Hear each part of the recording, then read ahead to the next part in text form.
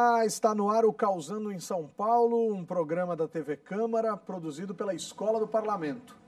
Semanalmente trazemos para você uma conversa com quem está literalmente causando na cidade. Mobilizando, defendendo uma causa, ativando redes, transformando, construindo valores democráticos e contribuindo com um mundo mais plural. Para quem não sabe, a Escola do Parlamento é parte da estrutura administrativa da Câmara Municipal de São Paulo e tem como função fomentar atividades educativas que nos levem a pensar a cidade, a gestão pública e a democracia. Para nos ajudar na nossa reflexão de hoje, eu recebo Júlia Carvalho, da Fast Food da Política. Tudo bom, Júlia? Tudo bem. Júlia, eu queria começar perguntando o que é a Fast Food da Política. Porque esse nome é, no mínimo, criativo, né? Legal, Fast Food da Política. A Fast Food da Política é uma ONG hoje. Legal. E ela nasceu com a pergunta de será que é possível compreender as regras que movem o sistema político brasileiro na velocidade que a gente come um hambúrguer? E a partir disso, a gente entendeu que era possível. A gente desenhou jogos para inserir eles no meio da manifestação, num cenário onde as pessoas estavam brigando, quase se batendo muitas vezes, e discutir essas regras de uma forma aprofundada e rápida. Agora, a sensação que fica por vezes para muitos é que esse hambúrguer é bem indigesto, né? Quer dizer, como é que é lidar com as adversidades relacionadas à forma negativa como as pessoas têm enxergado a política e se elas digerem bem esse hambúrguer, como tem sido essa reação? O jogo, ele tem um potencial de reunir muitas pessoas que pensam de formas diferentes, até opostas, e fazer com que elas não só briguem, mas elas se divirtam no processo de aprender política. Então, se a gente estiver se divertindo, enquanto a gente entende os vários códigos que moldam o sistema político brasileiro hoje, é muito mais fácil a gente conseguir compreender e, ao mesmo tempo, fazer com que eles sejam diferentes no futuro, de uma forma mais igualitária, talvez. Agora, a gente consegue perceber os objetivos da Fast Food da Política. Agora, quando nasce isso? Quando que vocês tiveram essa ideia, como tiveram, e a partir de quando vocês conseguiram efetivamente fazer com que a coisa andasse? A Fast Food ela nasceu no 2015, no Ônibus Hacker. O Ônibus Hacker é um laboratório de política e tecnologia itinerante que estava passando por Brasília.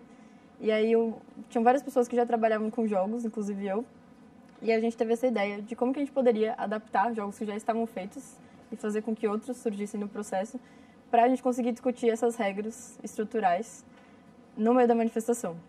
Então, se estavam acontecendo várias notícias onde tinham pessoas brigando na rua e até se batendo por causa das camisas vermelhas ou amarelas, a gente trouxe essa provocação. Será que essas ferramentas, elas de fato são tecnologias abertas, educacionais, que a gente consegue usar em qualquer cenário, em qualquer condição, com qualquer indivíduos que estejam jogando? E a gente descobriu que sim, esse dia foi uma prova de fogo. A gente chegou lá achando que a gente ia apanhar, né? Porque a gente falou, pô, será que dá pra discutir isso no meio e vai estar tudo bem? Talvez não, mas a gente se propôs a tentar, foi um desafio.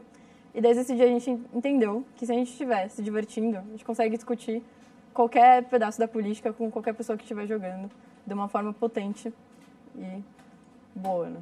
Agora, você fala em jogo, mas é um jogo ou são vários jogos? São vários jogos, E aí cada parte do sistema vira um jogo, ou cada característica da política brasileira vira um jogo? Basicamente, Então tem jogos sobre o sistema eleitoral, sobre bases constitucionais, tem alguns falando sobre questões sociais, como gênero. Tem várias perspectivas e tem jogos que duram 5 minutos, tem outros que duram meia hora, depende do jogo, assim. Então é como se fosse assim mesmo que uma, digamos assim, fábrica de jogos. Quer dizer, não é uma coisa singular, é uma coisa plural, e os jogos são jogos para serem jogados assim, pessoalmente, para fazer interação, Sempre etc. pessoalmente, Tá, não são jogos aplicativos, games são todos de jogos internet. físicos, é jogo do jeito que eu jogava quando era moleque. Isso. Então estou gostando desse negócio, porque aí eu vou ter mais facilidade de entender certamente como funciona toda essa lógica dos jogos. Agora, Julia, como é que existe uma técnica, ou existe uma ciência, ou existe algo que consiga, de maneira mais clara, converter alguma coisa em jogos? Como vocês costumam dizer, isso não é da minha época, mas enfim, esses verbos novos que surgem. Como é que se gamifica alguma coisa? Tem muitas formas de gamificar as coisas, mas um dos dispositivos que é muito válido, que a gente usa hoje na Fast Food, é pegar jogos que já são conhecidos, né? Então, que a pessoa naturalmente ela vai ali entrando numa mecânica que ela já conhece. Então, por exemplo, boliche, dominó. São coisas que, se a gente vê, a gente sabe como joga. Basquete, a gente sabe. A gente tem um basquete que ele chama 3 esferas. E você tem várias bolinhas que são competências governamentais. E as cestas são as esferas de governo. Então, você tem a esfera municipal, a esfera estadual, a esfera federal. Você vai pegar as bolinhas, que são as competências, e jogar para descobrir quem é que cuida daquilo afinal, né? Vem escrito na bolinha uma determinada competência e você tem que mandar na cesta certa. Uhum. Então você pode ter lá ensino infantil, ensino médio, SUS, enfim, uma série de coisas que você vai jogando e descobre quem é que de fato é responsável por aquilo, né? E aí nessa hora, né, que a gente fica, pô, o governo não funciona e tal, presidência é horrível. De fato, tudo é competência da presidência, será? Ou tem outras esferas que são responsáveis por outras coisas que a gente acha que não tá bom e a gente tá reclamando, né? Então, tem um pouco dessa perspectiva. Legal, quer dizer, tem uma perspectiva de ir descobrindo, provocando, etc. Como é que o jovem recebe isso? Senta para jogar numa boa, resiste, reclama, e onde vocês têm aplicado isso e sentido mais ou menos simpatia pelos jogos? Os jovens e os adultos e as crianças também jogam. Muitas famílias jogam juntas, a gente está colocando na rua, né? A gente já jogou na Paulista Aberta, a gente jogou com a Prefeitura de São Paulo, no edital Agente de Governo Aberto, que é um edital que ele tem a missão de disseminar várias tecnologias pelo território de São Paulo. Então, você tem oficina de programação, você tem oficina de como fazer fiscalização de orçamento georreferenciado, uma série de coisas. Você jogou aqui na Câmara Municipal? Joguei na Câmara Municipal, na Escola do Parlamento. Então, muitos lugares diferentes, desde movimentos sociais até ONGs, empresas, enfim. Em lugares bem diversos, e a aderência ela é sempre interessante, assim, porque as pessoas, quase que naturalmente, elas olham o jogo e falam, o que é isso? Daí a gente fala, nossa, vem aqui jogar, que eu te explico. Daí a pessoa vai jogando, vai aprendendo alguma coisa. Que legal. Agora, é mais uma coisa do tipo, quero ganhar e me divertir, ou é uma coisa mesmo de a pessoa começar a perceber que está descobrindo coisas novas ou desvendando coisas que ela não sabia, a despeito, por exemplo, de nível de escolaridade, coisas desse tipo? Sim.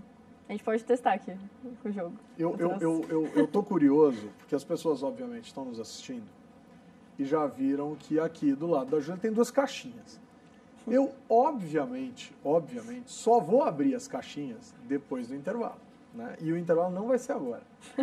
Portanto, obviamente, a gente precisa, né, aguçar a curiosidade das pessoas que estão com a gente, mas você não tem a dúvida de que essas caixinhas serão abertas e que a gente vai mostrar os jogos. Posso mostrar o nome do jogo? Pode mostrar o nome do jogo, olha que legal. Então, esse é o qual? Esse é o Cargos e Cargos, e é um jogo que a gente descobre um pouco sobre os 3 poderes e as 3 esferas. Quais são os cargos que compõem cada um e quais são as cargas dos 3 poderes. Esse é o Direitos e Silêncios, e ele fala sobre os direitos das mulheres brasileiras ao longo da história.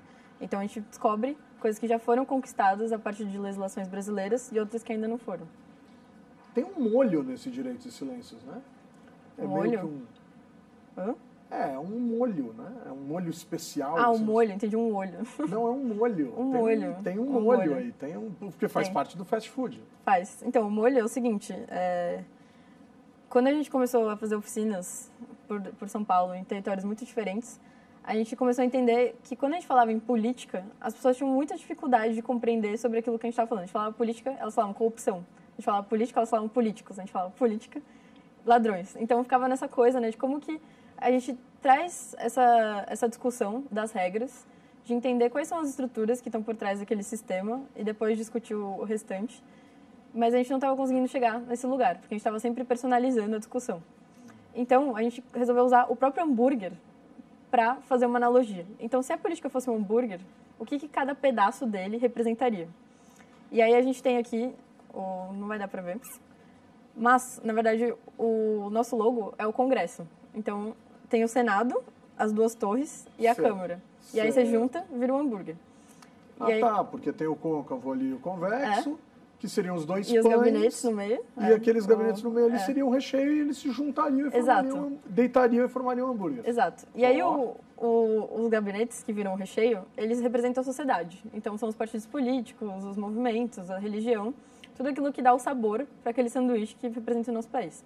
O pão de cima é aquilo que dá a estrutura específica e é a gestão pública. E o pão de baixo é a base, portanto são as regras. É aquilo que traz uma mecânica e determina todo o resto das coisas que existem em cima.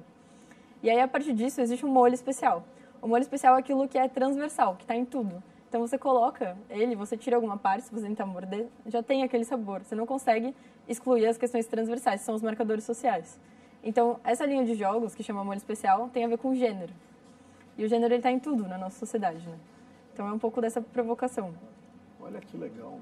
Então, tudo tem uma metáfora, tudo tem uma metáfora. Tudo vai levar a alguma reflexão. Isso. Júlia, vocês já tiveram experiências em que pessoas se encantaram tanto com os jogos que se transformaram, por exemplo, em voluntárias da causa, ou quisessem, por exemplo, comprar os jogos, não sei nem se é possível. É possível. Já compraram, tem muito voluntário, sim. E aí essas pessoas aplicam e voltam para contar para vocês como foi? Voltam. Forma-se uma rede legal isso? Forma-se. Hoje a gente está tentando entender como é que a gente consolida essa rede, porque ela está muito esparsa, né? Como que a gente consegue, o máximo possível, fazer ela se alimentar também, né? E aí, mas é um processo, assim, tem vários momentos a gente, enfim, abre lá as redes sociais e vê um monte de gente aplicando, né, em outras cidades, aplicando em outros estados, é bem legal isso. E diz uma coisa, como é que são os educadores em relação a isso? Assim, por vezes os jovens podem se entusiasmar, mas os educadores de alguma maneira podem se desmotivar ou falar, não sei se é bem assim e tal. Como é que os educadores recebem o fast food, a fast food da política? Só ouvi coisas boas até hoje. Que legal. De como que eles podem... É isso, né? Tem disponível no site, se vocês entrarem, vocês conseguem baixar os manuais, baixar as facas gráficas. Vocês imprimem e podem fazer o seu próprio jogo, porque é tudo Creative Commons. Ainda mais quando a gente está trabalhando com informações que são de interesse público, né? Não teria nem como... E aí a ideia é um pouco essa, que a gente jogue com eles e que depois eles façam os seus próprios. Hoje, para vender, a gente tem esses dois, o direito de silêncios e o cargos. Mas o plano é que os outros também estejam disponíveis no futuro para quem não quer fazer o jogo, né? Mas também, se você não tem dinheiro, você pode muito bem baixar. Muito bom. E fazer o seu. Agora, vocês ficaram curiosos para jogar, né? Ou pelo menos para ver como é o material e tal. Então, beleza. A gente espera você logo mais. Vamos parar um pouquinho e vamos jogar. Valeu, pessoal.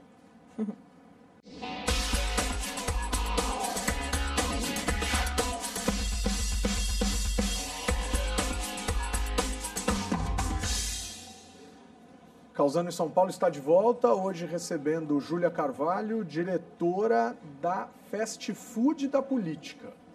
E a gente percebeu no primeiro bloco que a Fast Food gamifica, joga com questões da política de maneira a torná-la mais palatável e mais fácil de ser compreendida. E como ela mesma nos disse, para que sejam entendidos os principais conceitos na velocidade com que a gente come um hambúrguer. Tem uma galera que dizima um hambúrguer numa velocidade assombrosa. Mas eu imagino também, Júlia, que tem gente que jogue super rápido e que entenda super rápido alguns dos conceitos que vocês estão trazendo.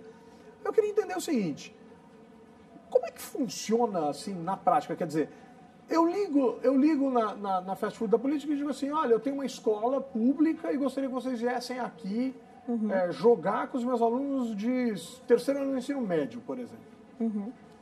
E aí vocês vão lá e causam com essa garotada, assim? Vocês vão lá e brincam com esses meninos, com essas meninas, tal? Ou vão pra rua e jogam na rua?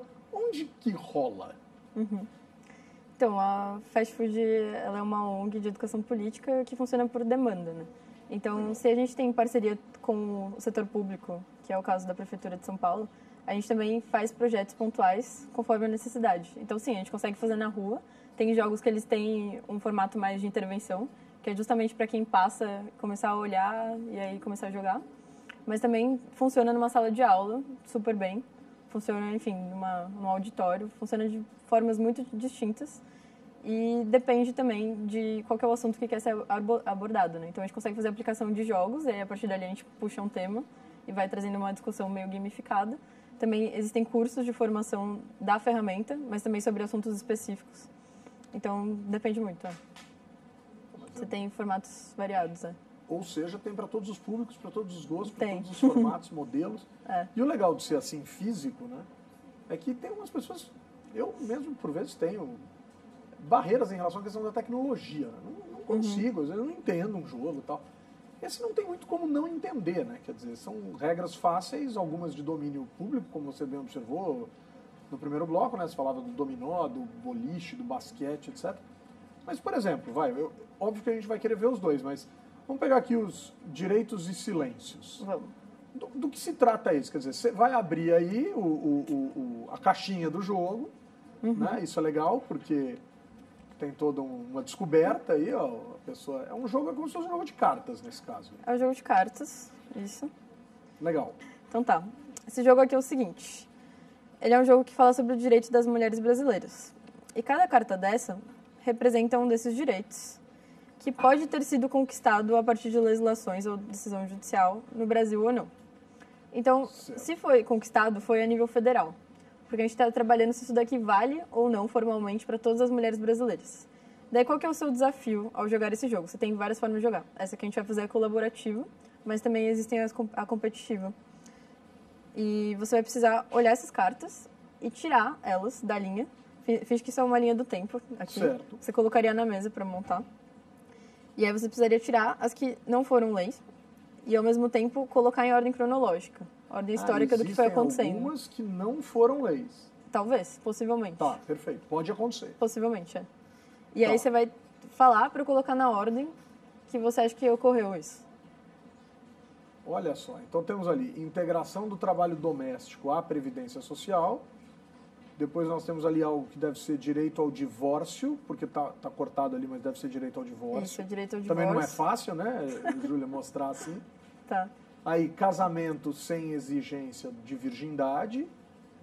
Proibição do parto com algemas. Eu fico imaginando que nesse caso sejam mulheres que estejam presas, alguma coisa nesse sentido.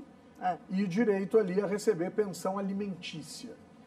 Então, caberia a mim, que estou observando aqui, fazer uma lógica cronológica desses fatos. Então, eu arriscaria aqui, primeiro vem, o mais antigo é o casamento com exigência de virgindade, quer dizer, isso teria caído há mais tempo, né, porque a mulher... Primeira pergunta, você acha que todas essas foram formalizadas a partir de legislação? Eu tenho dúvidas sobre a proibição do parto com algemas. Tá, e você vai escolher tirar ou você vai tiraria. escolher deixar? Eu tiraria até então, para arriscar aqui. Eu arriscaria tirar. Tá bom, né? Vamos colocar aqui então. E aí eu colocaria que a mais antiga, a conquista mais antiga é a mulher ter o direito de casar sem ser virgem. Né? Ah, tá. Que é esse que está ali na sua mão direita. O direito ao divórcio e a pensão alimentícia vieram logo em seguida. E, por último, a integração do trabalho doméstico à previdência social. Vontade de espirrar. Errei tudo? Vamos ver.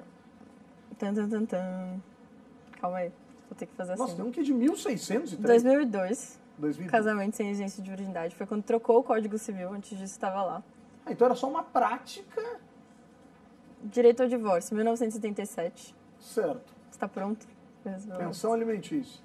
1603. 1603. E integração do trabalho doméstico remunerado à Previdência Social, 2013. Que é a lei do trabalho doméstico, do trabalhador doméstico, ou da trabalhadora doméstica. Enfim, eu acertei né, que é o mais recente. Mas isso é curioso, porque a gente sabe que é o mais recente.